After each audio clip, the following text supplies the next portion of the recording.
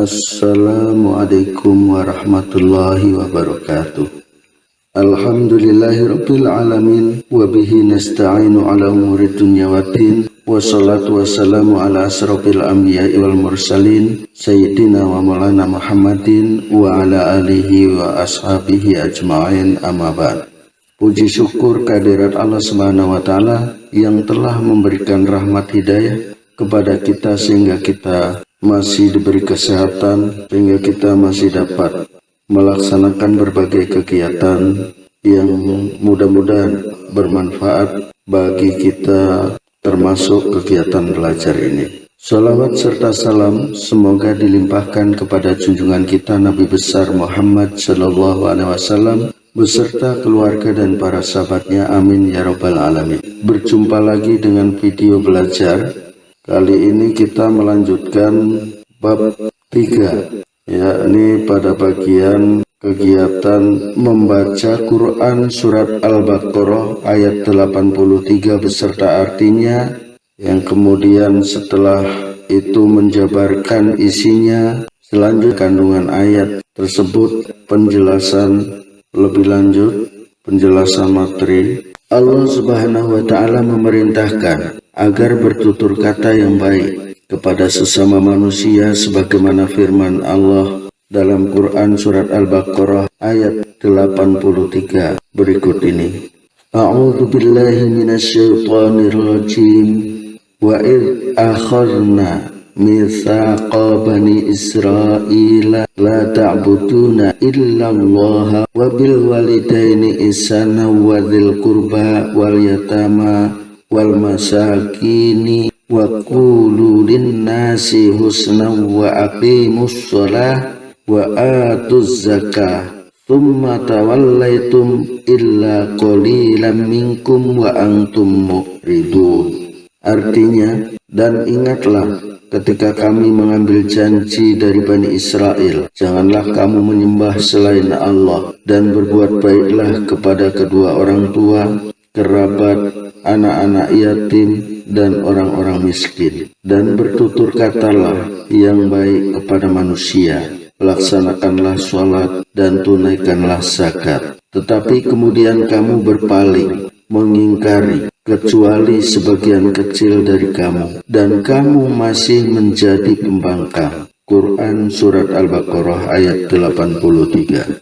Melalui ayat tersebut, Allah Subhanahu wa taala memerintahkan kepada kita untuk bertutur kata yang baik kepada sesama manusia, teman, kerabat, keluarga, bapak, ibu, guru, dan orang tua. Wajib diperlakukan dengan baik. Berkata dan berperilaku santun kepada mereka akan membuat harga diri kita meningkat. Kita akan menghargai dan dihormati ketika kita juga menghormati orang lain. Ibarat sedang bercermin, ketika kita tersenyum maka bayangan yang ada di cermin akan tersenyum kepada kita. Sebaliknya kalau kita cemberut, maka bayangan yang ada di cermin juga akan cemberut kepada kita. Sejatinya kalau kita bersikap baik kepada orang lain, sesungguhnya perbuatan baik itu akan kembali kepada diri kita sendiri. Firman Allah dalam Al-Quran surat Al-Jasiyah ayat 15. A'udzu billahi minasyaitonir rajim. Man 'amila shalihan falinafsihi wa man asa'a fa'alaiha tsumma ila rabbikum turja'un. Artinya, barang siapa yang mengerjakan kebajikan, maka itu untuk dirinya sendiri, dan barang siapa mengerjakan kejahatan, maka itu akan menimpa dirinya sendiri. Kemudian kepada Tuhanmu kamu dikembalikan. Dan pada firman Allah dalam Quran surat Fussilat ayat 46, A'udzu billahi minasyaitonir rajim. Man 'amila shalihan falinafsihi wa man asa'a fa'alaiha wa ma rabbuka bizalamil lil 'abid. Artinya, barang siapa yang mengerjakan kebajikan, maka pahalanya untuk dirinya sendiri, dan barang siapa yang berbuat jahat, maka dosanya tanggungan dirinya sendiri, dan Tuhanmu sama sekali tidak menzalimi hamba-hambanya. Banyak peristiwa perkelahian dipicu oleh perkataan kotor dan saling menghina. Jika ada orang mengejek dan menghina kita, sebaiknya kita menahan diri. Kita sikapi dengan bijaksana, sabar, dan penuh kehati-hatian. Jika kita terpancing oleh amarah, kita akan rugi. Hidup menjadi tidak nyaman, khawatir, dan gelisah akan menghampiri kita. Untuk lebih memahami sikap santun ini, mari kita perhatikan contoh berikut ini. Ahmad adalah pelajar SMP kelas 9. Dia terkenal ramah kepada siapapun, kepada teman-teman di sekolah, bapak ibu guru, semuanya diperlakukan dengan ramah dan santun. Dia mengamalkan pesan Ustadz untuk selalu menerapkan jurus 5S. Senyum, salam, sapa, sopan, santun setiap bertemu orang lain. Setiap akan berangkat sekolah, dia selalu minta doa kedua orang tua, berpamitan dengan mencium tangan keduanya. Saat bertemu orang yang lebih tua, dia selalu menganggukkan kepala tanda hormat. Kepada bapak ibu guru, dia senantiasa hormat dan mencium tangan saat bertemu. Tutur katanya halus dan perangainya lembut. Kesantunan Ahmad membuat dia disenangi dan dikagumi teman-temannya. Banyak manfaat yang bisa diperoleh dari sikap santun, diantaranya mudah diterima oleh orang lain. Sikap santun akan menjadikan seseorang disenangi orang lain, sehingga mudah diterima oleh orang lain. B. Menunjang kesuksesan. Banyak pengusaha sukses ditunjang oleh sikap santun yang ditunjukkannya. Pembeli, pelanggan, karyawan, dan rekan sejawat akan senang bergaul dengannya. Relasinya bertambah banyak, sehingga akan menambah kesuksesannya. C. Dicintai Allah Subhanahu wa Ta'ala dan Rasul-Nya.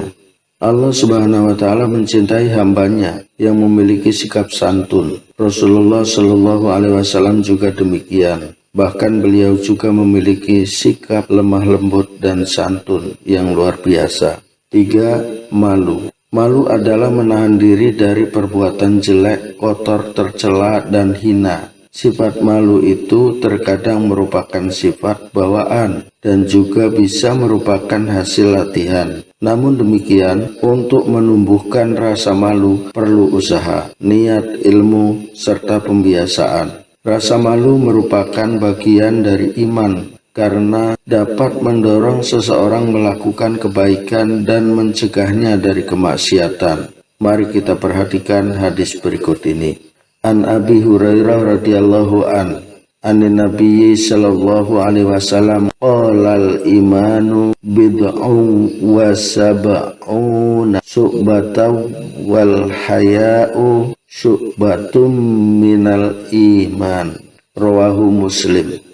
Dari Abu Hurairah radhiyallahu Nabi Muhammad sallallahu alaihi wasallam beliau bersabda, iman adalah pokoknya. Cabangnya ada 70 lebih, dan malu termasuk cabangnya iman. Hadis riwayat Muslim. Kemudian pada kegiatan belajar keempat, yaitu kita membaca hadis tersebut beserta artinya dengan cermat, mencari contoh masing-masing penerapan sifat malu yang benar dan sifat malu yang salah masing-masing 5 contoh. Kemudian menyampaikan atau memaparkan hasilnya kepada kelompok lain untuk dibandingkan dan saling melengkapi. Hadis di atas menegaskan bahwa malu merupakan salah satu cabang iman. Seseorang malu untuk mencuri bila ia beriman, malu berdusta bila ia beriman. Seorang wanita malu membuka atau menunjukkan auratnya jika ia beriman. Jika sifat malu berkurang dan mulai luntur, maka pertahanan diri dalam menghadapi godaan nafsu mulai menipis. Malu merupakan salah satu benteng pertahanan seseorang dalam menghindari perbuatan maksiat. Malu juga merupakan faktor pendorong bagi seseorang untuk melakukan kebaikan. Selama rasa malu masih terpelihara dengan baik, maka seseorang akan hidup dalam kebaikan. Ia akan memiliki kekuatan dalam berbuat kebaikan dan menolak kemaksiatan. Seorang pejabat yang memiliki rasa malu akan melaksanakan tugasnya dengan penuh tanggung jawab dan bebas dari korupsi. Seorang pelajar akan percaya diri dalam mengerjakan soal ulangan tanpa mencontek karena didasari rasa malu. Seorang pedagang akan malu berbuat curang karena merasa dilihat Allah Subhanahu wa Ta'ala. Seorang polisi akan merasa malu menerima suap dari pelanggar rambu lalu lintas. Aparat penegak hukum seperti hakim dan jaksa akan malu menerima suap dari tersangka karena ia takut azab dari Allah Subhanahu wa Ta'ala. Seorang pria dan wanita akan berpakaian menutup aurat karena menjaga harga diri dan kehormatannya. Mereka semua terhindar dari perbuatan dosa dan maksiat karena adanya rasa malu dalam diri mereka. Sebaliknya, apabila seseorang tidak lagi memiliki rasa malu, maka ia akan hidup dalam keburukan. Begitu hilang rasa malunya, maka hilang pula kepribadiannya sebagai seorang muslim. Ia akan terbiasa berbuat dosa, baik sembunyi-sembunyi maupun terang-terangan. Jika seorang pria maupun wanita tidak punya rasa malu, ia akan mengumbar auratnya, kekuasaannya untuk menindas. Seorang pejabat yang tidak punya rasa malu akan menggunakan kekuasaannya untuk menindas rakyat guna memperkaya diri. Seorang pedagang yang tidak punya rasa malu, ia akan membohongi pembelinya. Seorang pelajar tidak punya sifat malu, ia dengan mudahnya berkata kotor, mencontek, memperolok-olok teman sendiri. Sungguh, dengan tidak adanya rasa malu ini, maka bencana moral dan kerusakan akhlak akan merajalela. Wahai generasi muda Islam cerdas, ketahuilah bahwa malu bukan berarti tidak percaya diri, minder atau merasa rendah diri. Misalnya seseorang malu berjilbab karena takut diejek teman-temannya, atau malu karena mendapat giliran maju presentasi di depan kelas terhadap hal-hal yang baik dan positif. Kalian tidak boleh malu. Malu seperti itu tidaklah tepat. Rasa malu haruslah dilandasi karena Allah Subhanahu wa Ta'ala, bukan karena selain Allah. Pada saat kita malu berbuat sesuatu, tanyalah kepada hati kita, apakah malu ini karena Allah Subhanahu wa Ta'ala atau bukan? Jika bukan karena Allah Subhanahu wa Ta'ala, bisa jadi hal itu adalah sifat malas, minder, atau rendah diri.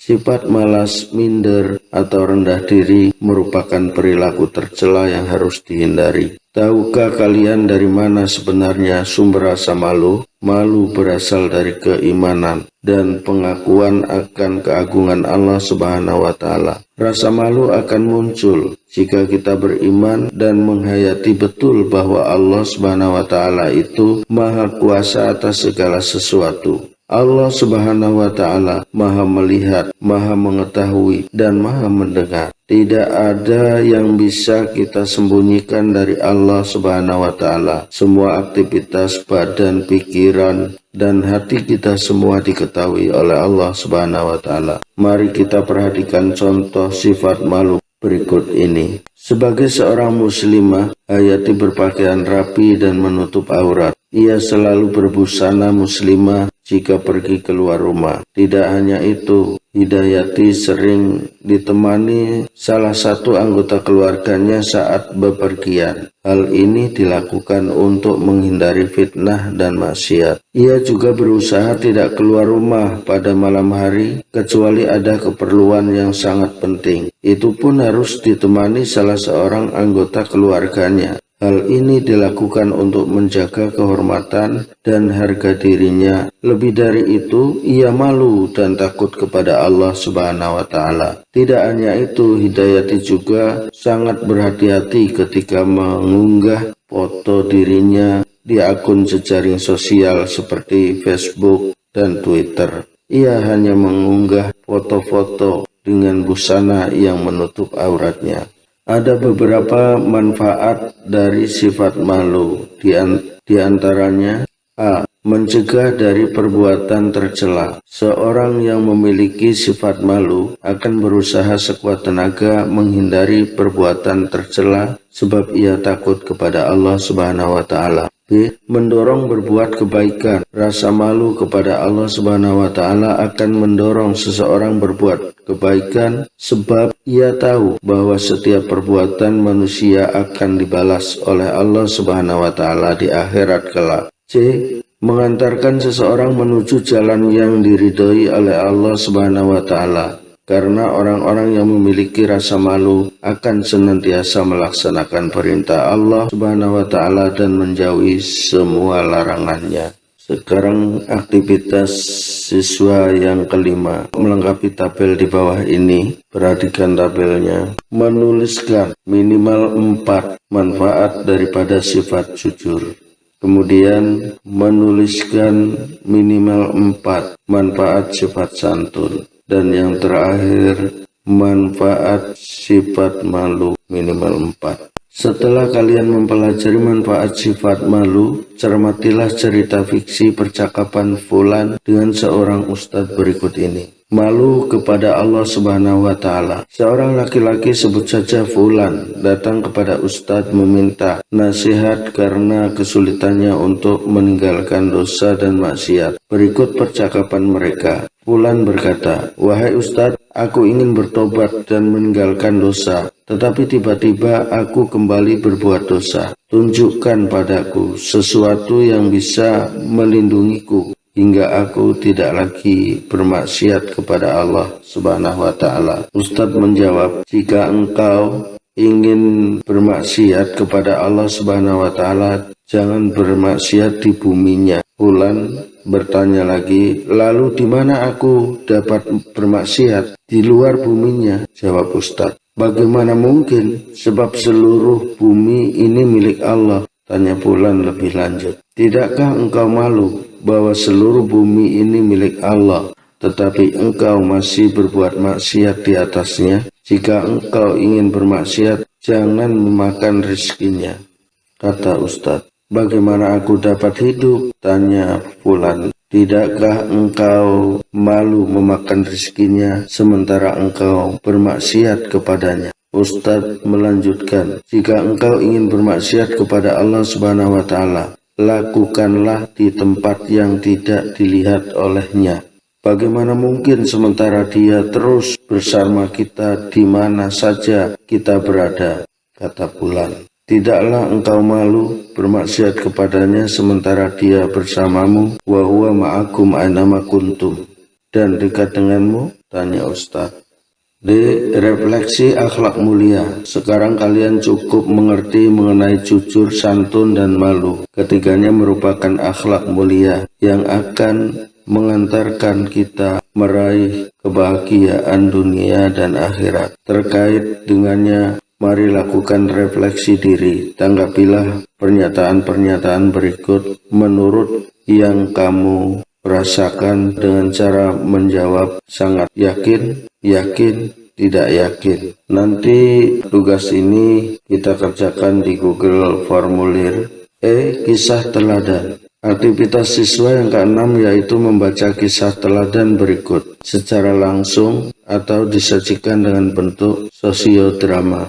C. Menyimpulkan dan menyampaikan pelajaran yang dapat dipetik dari kisah berikut. Kejujuran seorang pengembala domba. Ibnu Umar melewati seorang budak yang sedang mengembala domba di gurun. Ibnu Umar berkata untuk mengujinya, "Hai, jualah kepada kami domba-domba itu." Pengembala domba itu berkata, "Saya bekerja kepada seseorang dan saya diamanahkan untuk menjaga domba-domba ini." Kemudian Ibnu Umar berkata, untuk menguji keimanannya, "Beritahu saja pemiliknya bahwa segerombolan serigala telah memakannya." Pengembala domba yang hatinya dipenuhi oleh perasaan takut kepada Allah itu berkata, apa yang akan saya katakan kepada Allah jika saya memberitahu pemilik domba ini bahwa segerombolan serigala telah memakannya? Jadi apa yang akan saya katakan kepada Allah? Apa yang akan saya